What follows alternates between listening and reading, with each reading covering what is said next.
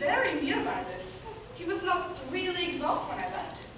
How many gentlemen have you lost in this action? But few of any sort, and none of name. A victory is twice itself when the achiever brings home full numbers. I find here that Don Pedro hath bestowed much honor on a young Florentine called Claudio. Much deserved on his part, and equally remembered by Don Pedro. He hath borne himself beyond the promise of his years, doing in the figure of a lamb, the feats of a lion. He hath indeed better expectation than you must expect of me to tell you how.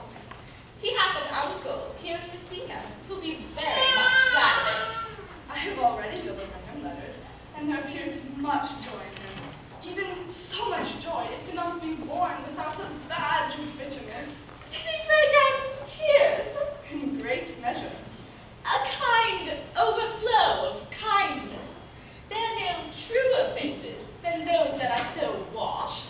And how much better is it to weep at joy than to joy at weeping?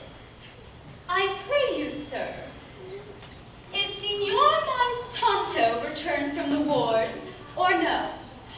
I know none of that name, lady.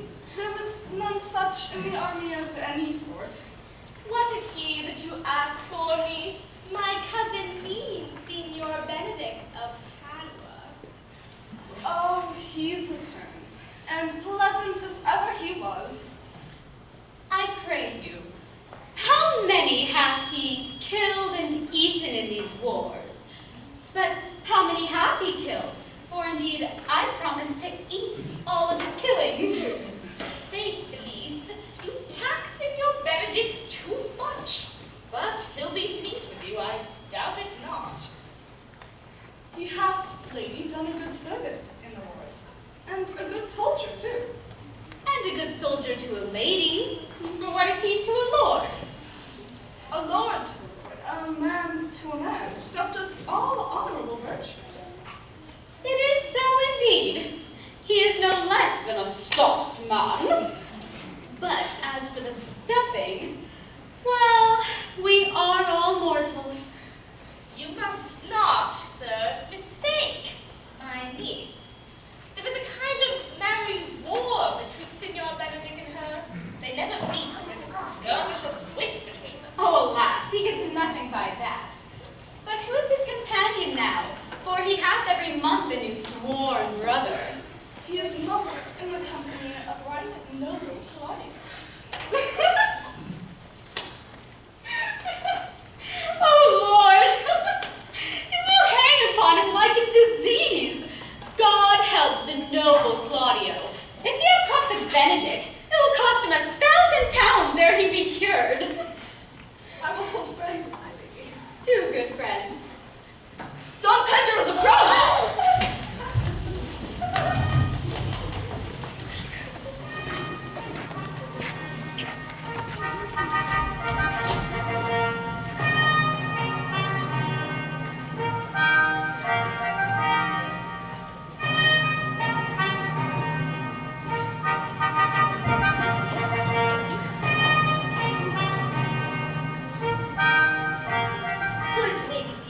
You are come to meet your trouble.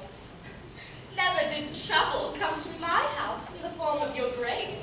You embrace your charge too willingly. I think this is your daughter. I had many times told her father so. Was he in doubt, madam? Did he ask you? Signor Benedict, no! If Signor Leonardo be not your father, she would not have his head on her shoulders for all Messina, as like him as she is. I wonder, Signor Benedict, that you will still be talking. Nobody marks you. What? My dear lady Disdain, are you yet living? Is it possible that Disdain should die when she acts such meet food to feed it as Signor Benedict? Courtesy herself must convert to Disdain when you come in her presence. Then is courtesy a turncoat. For it is certain that I am loved of all ladies, only you excepted. And I would I could find it in my heart that I have not a hard heart. For truly, I love none. Dear happiness to women! They else would have been troubled by a pernicious suitor. I thank God and my cold blood that I am of your humor. For that, I would rather hear a dog bark at a crow than a man swear he loves me. Then may God keep you still in that mind, so that some gentleman may escape a predestinate scratched face.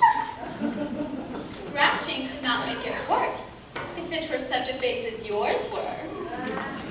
Why, you are a rare parrot, teacher. A bird of my tongue is better than a beast of yours. I wouldn't mind a horse at the speed of your tongue, but keep your way. God's name, I am done. You always end in a jade's trick. I know you of old. That is the sum of all, Lady Leonardo. Signor Claudio and Signor Benedict. My dear madam hath invited you all. I tell her we shall stay here at least a month, and she heartily prays some vacation may be taken as long as it may.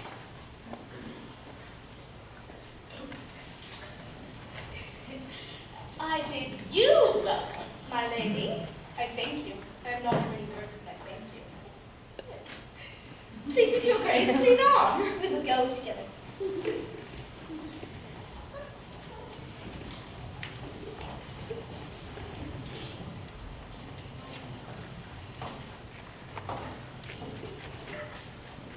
Benedict, didst thou note the daughter of Lady Leonato? I noted her not, yet I looked on her. I pray thee speak in sober judgment. Why, faith, methinks she's too low for high praise and too small for great praise. Only this commendation can I afford her. Were she other than she is, she were unhandsome. But being no other than as she is, I do not like her. Thou thinkest I am in sport. I pray thee tell me truly how thou likest her. Would you buy her, that you inquire after her? Can the world buy such a jewel? Yea, and a case to put it into. In mine eye, she's the sweetest lady that ever I looked on. I hope you have no intent to turn husband, have you? I would scarce trust myself, though I had sworn the contrary, if Hero would be my wife. It's come to this? Shall I never see a bachelor of 3 score again? What secret has he held here that you follow not to Lady Leonardo's? He's in love. With who? With Hero, Lady Leonardo's short daughter. Amen if you love her, but the lady is very well worthy. You speak this to fetch me in, my lord. By my troth, I speak my thought. And in faith, my lord, I spoke mine. And by my 2 faiths and troughs, my lord, I spoke mine. That I love her, I feel. That she is worthy, I know.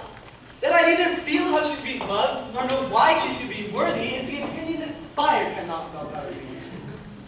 I will dine it at the stake. Thou wast ever an obstinate heretic in the despite of beauty. That a woman conceived me, I thank her. That she brought me up, I likewise give her most humble thanks. But all women shall pardon me. I will live and die a bachelor. I shall see thee ere I die, look pale with love. With anger, with sickness, with hunger, my lord. Not with love. Well, as time shall try. In the meantime, good Squirrel Benedict, repair to Lady Leonardo's. Commend me to her and tell her I will not fail her at supper, for indeed she hath made great preparation.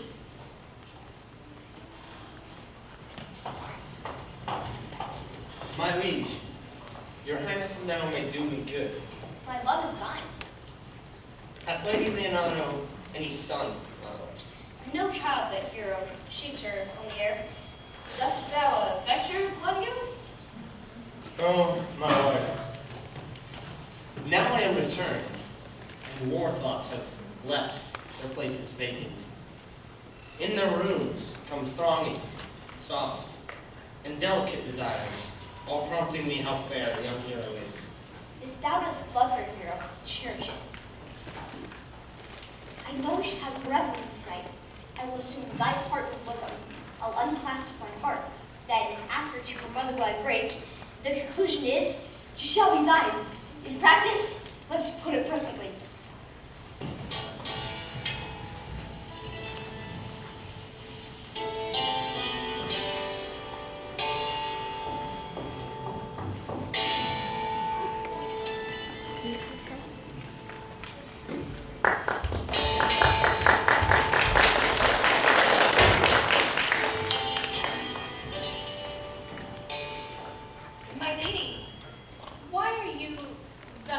of measure sad?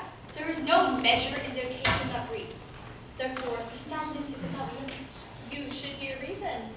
And when I have heard it, what blessing brings. If not a present remedy, at least a patient suffering. I cannot hide what I am. I must be sad when I have cause and smile at no man's jest.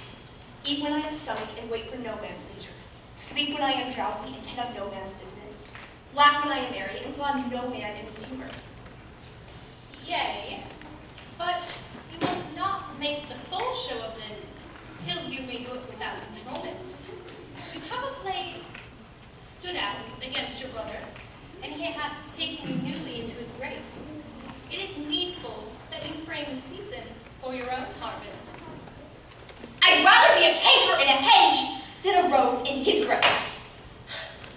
And though I cannot be said to be an honest, flattering woman, it cannot be denied that I'm a plain villain. If I had my mouth, I would bite. If I had my liberty, I would do my liking. Until then, let me be that I am, and seek not to alter me. Who comes here? What news brought you? I came yonder from a great supper. The prince, your brother, is royally entertained by Lady Leonardo, and I can give you intelligence of an intended marriage. Will it serve for an model to wish on? Marriott is your brother's right hand. Who? The most exquisite Claudia. Even she. A proper squire. Which way looks he? Marion Hero, the daughter and heir of Lady Leonardo. A very forward march, chick. How came you to this? Comes near me the Prince and Claudio in sad conference. I whipped me behind the arras, and there heard it agreed upon that the prince should woo Hero for Count Claudio. Come, come. Let us thither. This may prove food to my displeasure. You are both sure and will assist me? To the death, my lady. We'll follow your ladyship.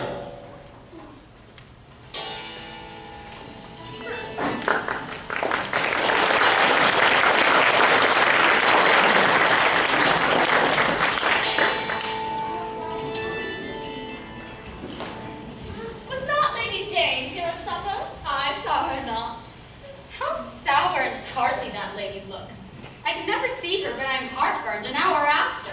She is of a very melancholy disposition. And my troth, niece, thou wilt never get thee a husband that be so shrewd of thy tongue. Just if God sent me no husband, for the which blessing I am upon my knees every morning and evening.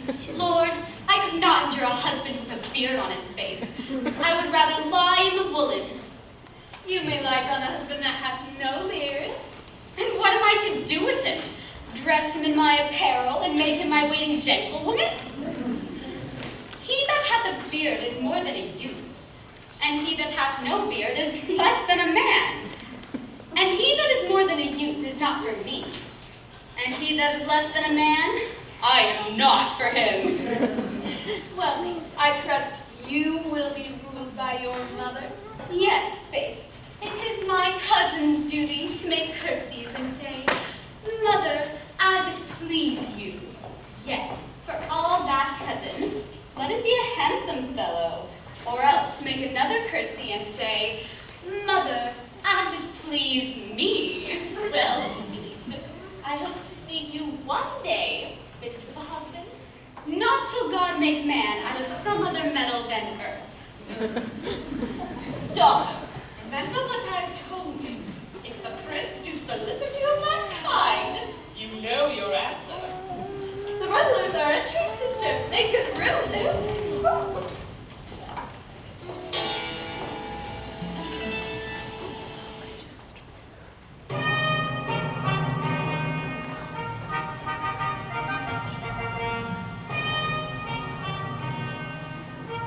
Lady, when you walked out with your friend, I'm yours for the walk. I know enough. You're Senior Braccio. At a word I am not. I know by the waggling of your head. At a word I am not. Come, come. Do we not know you by your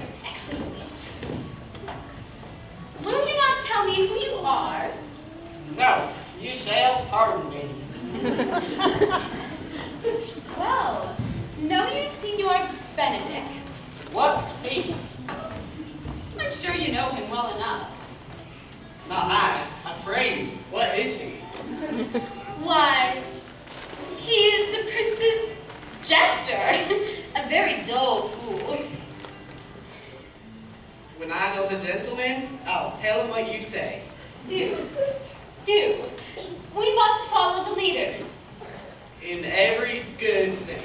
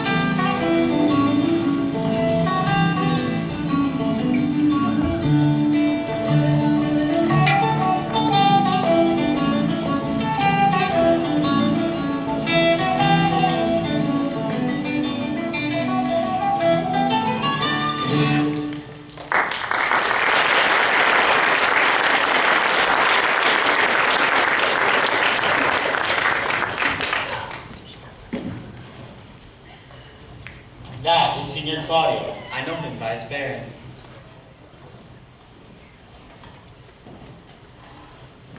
Are you not Signor Benedict? You know me well. I am he. Signor, you are very near my mother in his love. She's an Amazon hero. I pray you, dissuade him from her. She's no equal for his birth. How know you he loves her? I heard you swear his affection. So did I, too. And he swore he would marry me tonight. Come, let us to the banquet.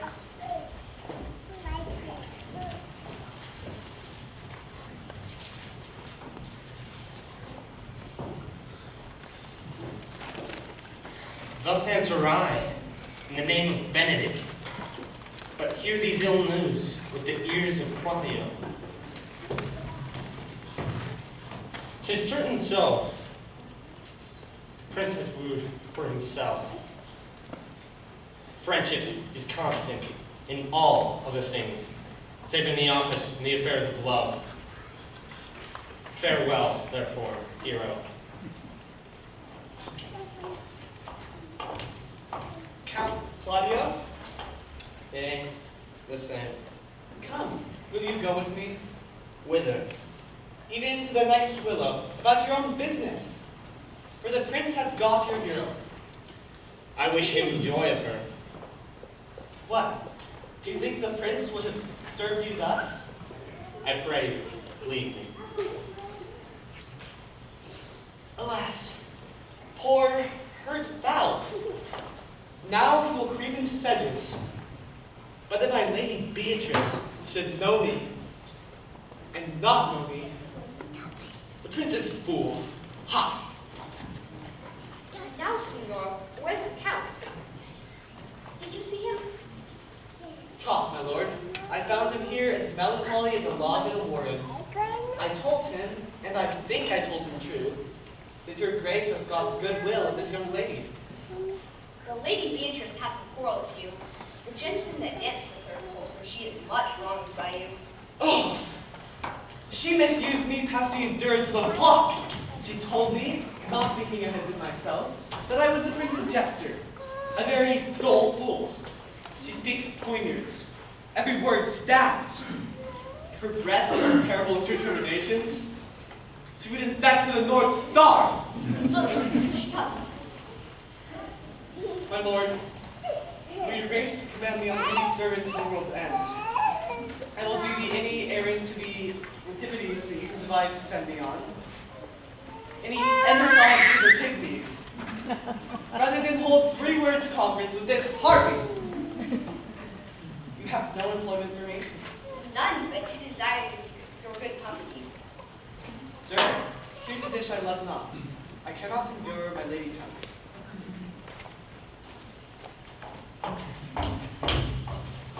Come, Lady Count, you have lost your heart, Senor Benedict. Indeed, my lord. He lent it me a while, and I gave him use for it.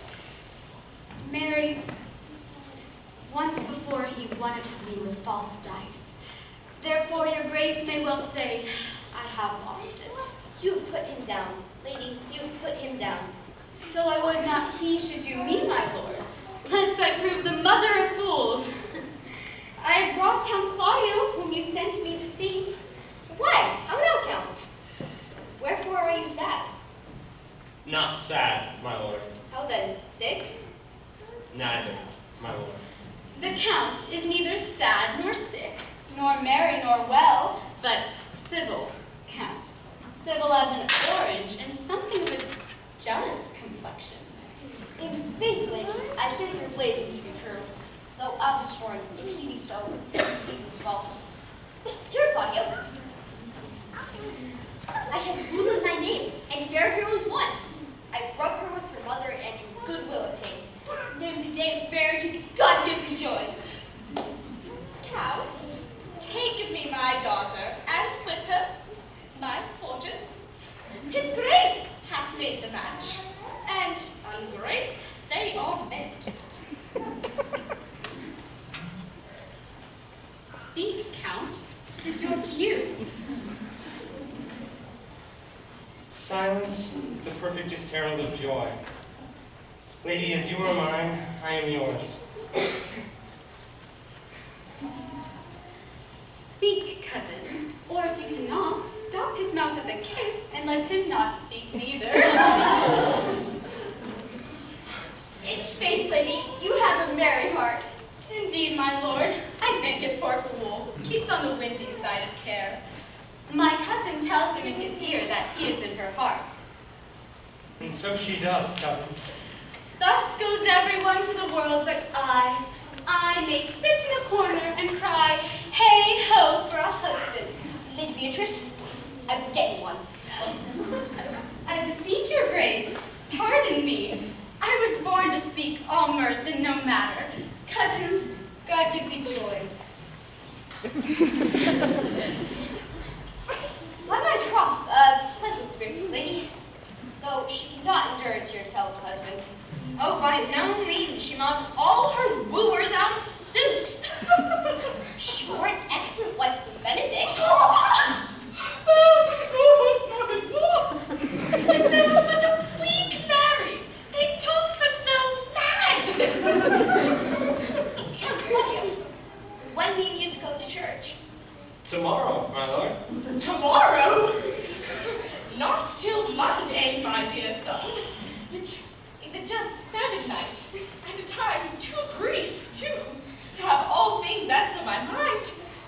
I warn thee, Claudio, the time shall not go duly by us. I will in the interim undertake one of Hercules' labors, which is to bring Signor Benedict and the Lady Beatrice into a mountain of affection one for the other. My lord, I am for you, though it cost me 10 nights' watchings. And I, my lord. And I. And you too, gentle hero? I will do any modest office, my lord, to help my cousin to a good husband. Come ring with me, and I will tell you my dreams.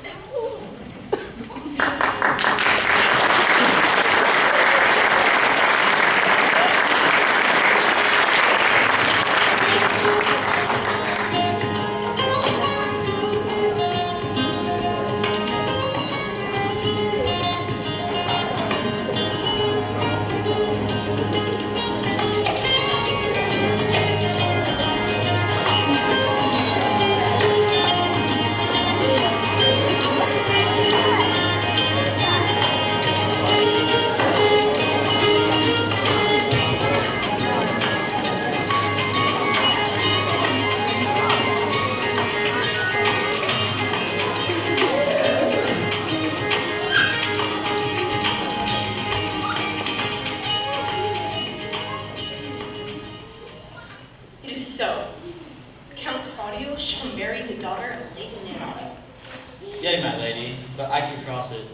Any bar, any cross, any impediment will be medicinable to me. How can I sacrifice this marriage? Not honestly, my lady, but so covertly that no dishonesty shall appear in me. Show me briefly how. I think I told your ladyship a year since how much I am in favor of Margaret, the waiting gentlewoman to Hero. I remember. I can, at any unseasonable instant of the night, appoint him to look out at her lady's chamber window. What proof shall I make of that? Proof enough to misuse the prince, to vex Claudio, to undo Hero, and to kill Lady Leonardo. To spite them, I will endeavor anything. Go then, finding the hour to drug Don Pedro and the Count Claudio alone. Tell them that Hero loves me, that you have discovered this. They will scarcely believe this without trying. So let them see me at her chamber window, hear me call Margaret Hero, and bring them to Cedars, the very night before the intended wedding. And there shall appear such seeming truth of Hero's disloyalty, that jealousy shall be called assurance, and all the preparation overthrown. Grow this to when first issue it can. I will put it to practice. The honeymoon version of this, la vie is 1,000 ducats.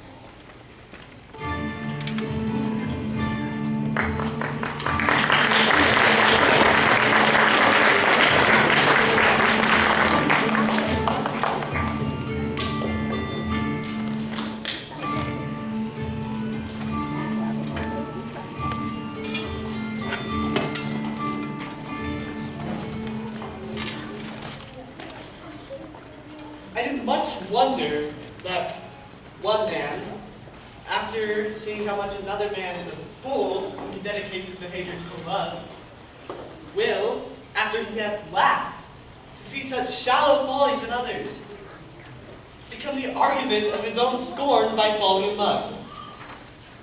And such a man is Claudio. I have known when there was no music with him, but the drum and the fife. And now, he would rather hear the tabor and the pipe. May I be so converted and see with these eyes? I cannot tell. I think not. One woman is fair, yet I am well.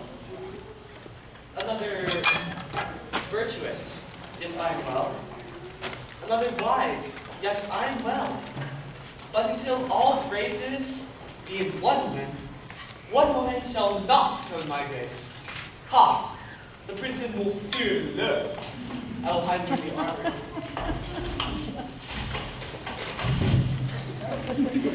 How still the evening is. See where Benedict hath hid himself? Oh, very well, my lord. Come hither, Lady Leonardo. What was it you told me today that your niece Beatrice was in love with Signor Benedict? I did never think that lady would have loved any man. No, nor I neither. But how wonderful that he should so dote on Signor Benedict, who in all outward behaviors she seemed to ever abhor. Maybe she does the counterfeit. Faith, like enough. Counterfeit?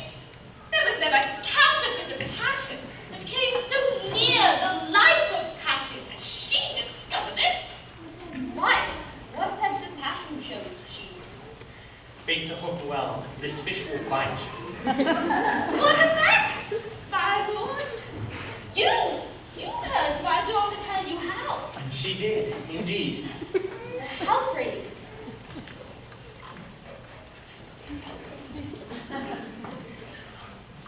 You amaze me. I would have thought her spirit was then invincible against all assaults of affection. I would have sworn it had, my lord, especially against Benedict. I should think this a goal, but that the elder ladies speak it. Maybe I'm not sure. Hide himself in such reverence. Perhaps she made her affection known. known to Benedict? No! And swears she never will. That's her torment. 'Tis true, indeed, so your daughter says. Shall I, says she, who have so often countered him with scorn, write to him that I love him? This she says now when she is beginning to write to him. For she'll be up 20 times a night, and there she will sit in her smock, she a British sheet of paper. My daughter tells us all. And down upon her knees she falls, weeps, sobs, beats her heart, tears her hair, prays, curses. Oh, sweet Benedict, God give me patience. She does indeed. My daughter tells us so.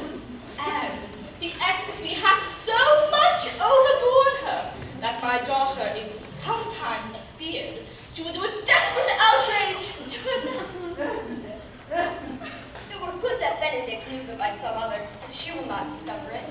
To what end? He would but make a sport of it, and torment the poor lady worse. I pray you, tell Benedict of it, and hear what he will say. Were it good, think you?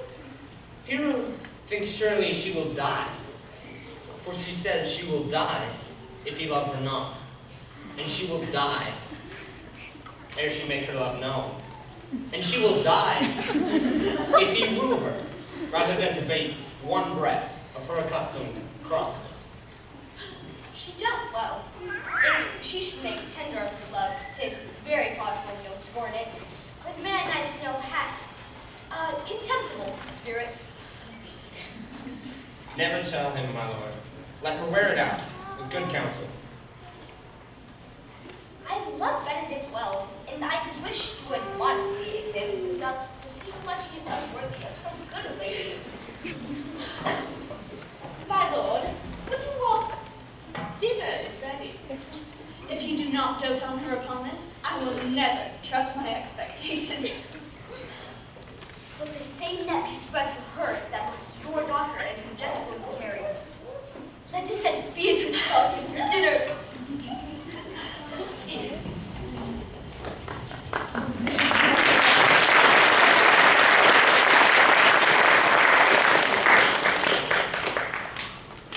This can be no trick.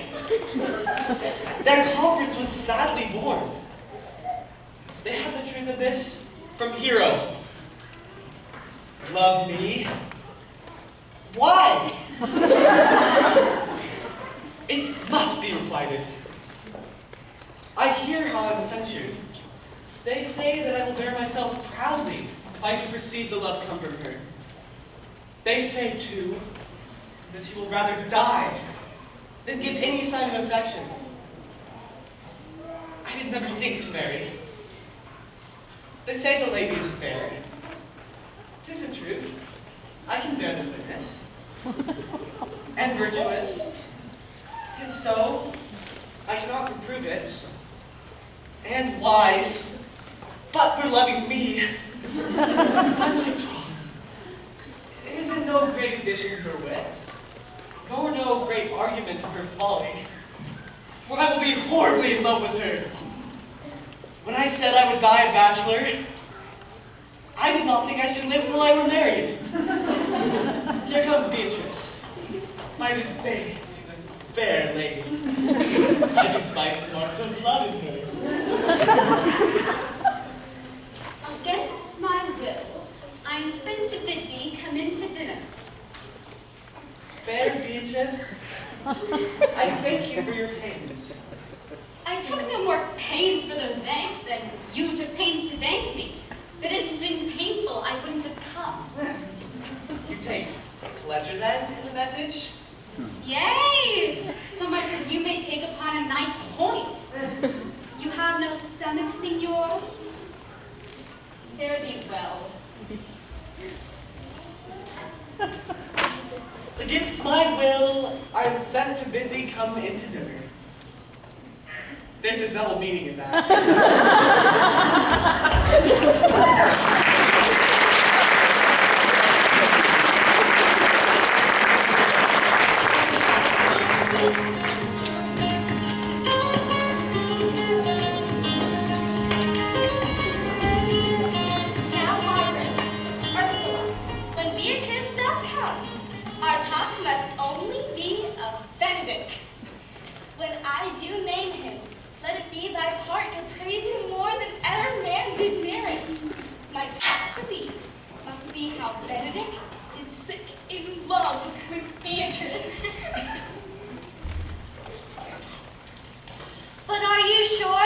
Benedict loves Beatrice so entirely?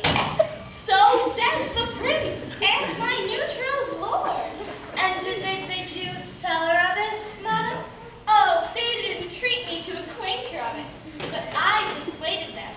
If they loved Benedict, to counsel him to wrestle with affection, and never to let Beatrice know of it. Why did you so? Oh, I know he doth deserve as much as may be yielded to a man, but nature never framed a woman's heart of prouder stuff than that of Beatrice. Sure, I think so. And therefore, certainly, it were not good. She knew his love, lest she make a sport out of it. But who dare tell her so? If I should speak, she would knock me into air. Oh, she would laugh me out of myself, press me to death with wit. Therefore, let Benedict, like covered fire, consume away in sighs, waste inwardly. Yet tell her of it, hear what she will say. No, rather, I would go to Benedict and counsel him to fight against his passion. Oh, do not do your cousin such wrong. She cannot be so much without true judgment, having so swift and excellent a wit as she is prized to have. As to refuse such a rare gentleman as Signor Benedict, He is the only man of Italy, always accepted, my dear Claudio. when are you married to now? Why, every day tomorrow. Come, go in.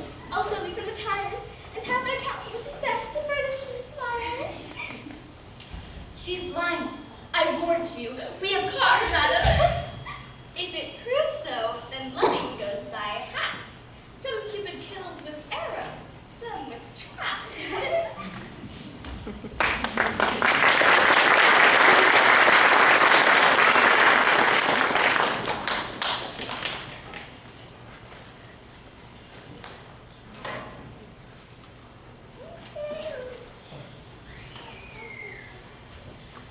What fires in mine ears?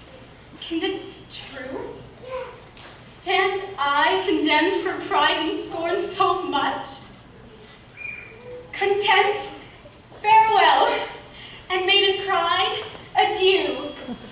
No glory lives behind the back of such. And Benedict, love on! I will requite thee, taming my wild heart to thy loving hands. If thou dost love, my kindness shall entice thee to bind up our loves in a holy band. For others say thou dost deserve, and I believe it, better than reportingly.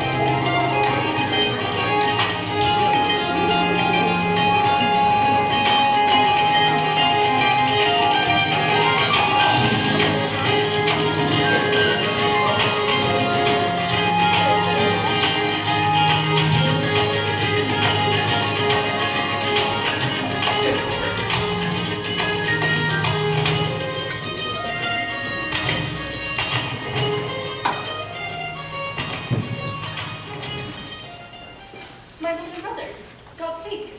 Good day, sister. If your leisure, sir, I would speak with you. In private. If it please you, yet can't call you wait here. For what I have to say concerns it. What's the matter? Means your lordship to be married tomorrow? You know he does. I know not that. But he knows what I know. If there be any impediment, I pray you discover it. You may think I love you not. Let that appear hereafter, and aim better at me by that I shall now manifest. Why? What's the matter? I came hither to tell you. And circumstances shortened, for she's been too long talking of. The lady is disloyal. Who? Hero.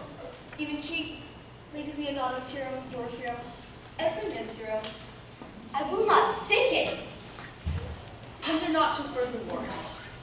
Go but with me tonight, and you shall see her chamber windows enter even the night before her wedding day. If you love her then, tomorrow wed her. But it would better fit your honor to change your mind. If you dare not trust that you see, confess not that you know. If you will follow me, I will show you that. Look there! Is that not your fair hero?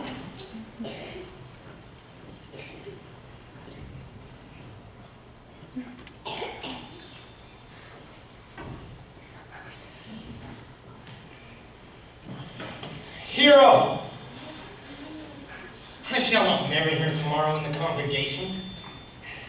Where I should wed, there will I shame her.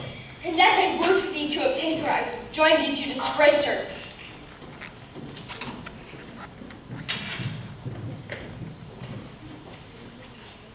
O plague right well prevented. So shall you say when you have seen